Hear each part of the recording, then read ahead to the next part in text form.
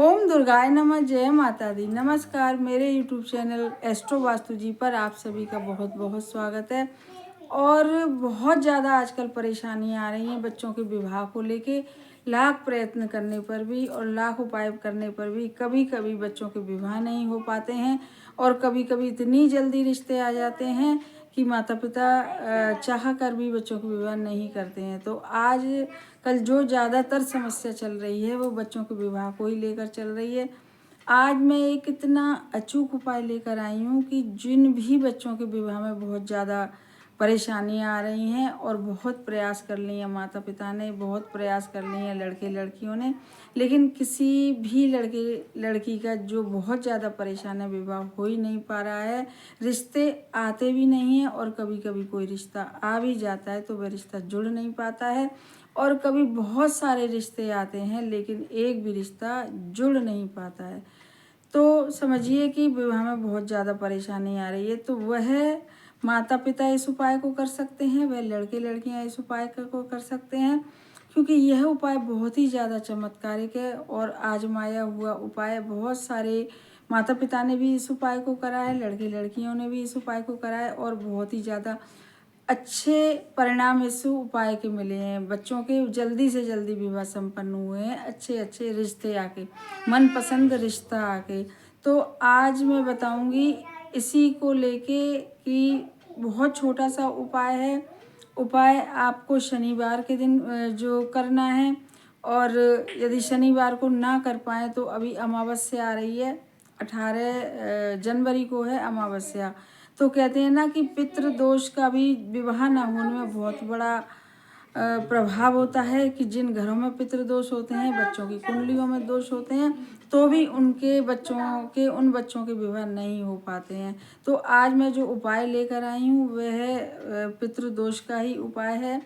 आप 18 जनवरी को आप इसे करिए, तो आप देखेंगे कितने अच्छे रिजल्ट इस उपाय को करके आपको मिलेंगे, और कितनी जल्दी इस उपाय के करते ही आपकी सारी विघ्न बाधाएं खत्म होके विवाह में जो भी रुकावट आ रही है, और जल्दी से जल्दी कोई भी एक पक्का रिश्ता होगा जो आपके मनपसंद भी होगा, और देखेंगे कि कितनी जल्दी आने वाले सीजन में विवाह संपन्न होगा। उपाय बहुत छोटा सा है।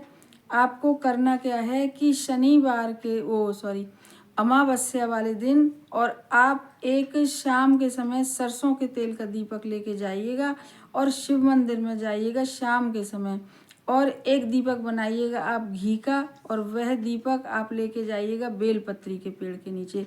तो सबसे पहले जो घी का दीपक है आप बेलपत्री के पेड़ के नीचे लेके जाइए, और उसको माताएं अगर जा रही हैं, पिता जा रहे हैं, तो अपने बच्चों का नाम और गोत्र बोल के उस दीपक को प्रज्वलित करें। और यदि लड़के लड़कियां जा रहे हैं तो वह ऐसे ही, क्योंकि वो तो कर ही रही हैं तो उनको कुछ करने की ज़रूरत नहीं है, और बस वहीं पे दीपक प्रज्वलित करके बेलपत्री के पेड़ के नीचे शाम के समय, और बस वहीं पर खड़े होके, क्योंकि बेलपत्री में भी देवी देवताओं का वास होता है, प्रार्थना करें। और फिर वहाँ से आकर एक सरसों के तेल का दिया लेके और शिव जी के मंदिर में जलाएं, क्योंकि पितृ दोष को दूर करने के लिए सरसों के तेल का दिया ही काम करता है।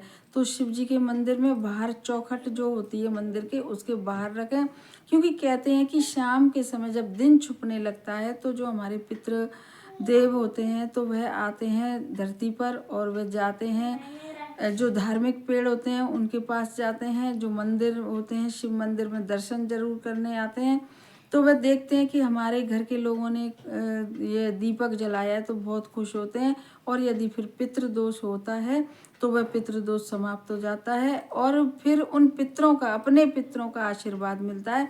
और यदि पितृदोष की वजह से लड़के लड़कियों के विवाह में रुकावट आ रही होती है तो वह रुकावट दूर होके जल्दी से जल्दी विवाह संपन्न होता है। ऐसा देखा गया है, बहुत ज़्यादा ही आजमाया है उपाय है। और यह उपाय जो भी हैं, जो भी कहा जाता है, यह सब शास्त्रों में भी लिखा हुआ है कि हमारे पितृदेव जरूर से अमावस्या वाले दिन धरती पर उतरते हैं।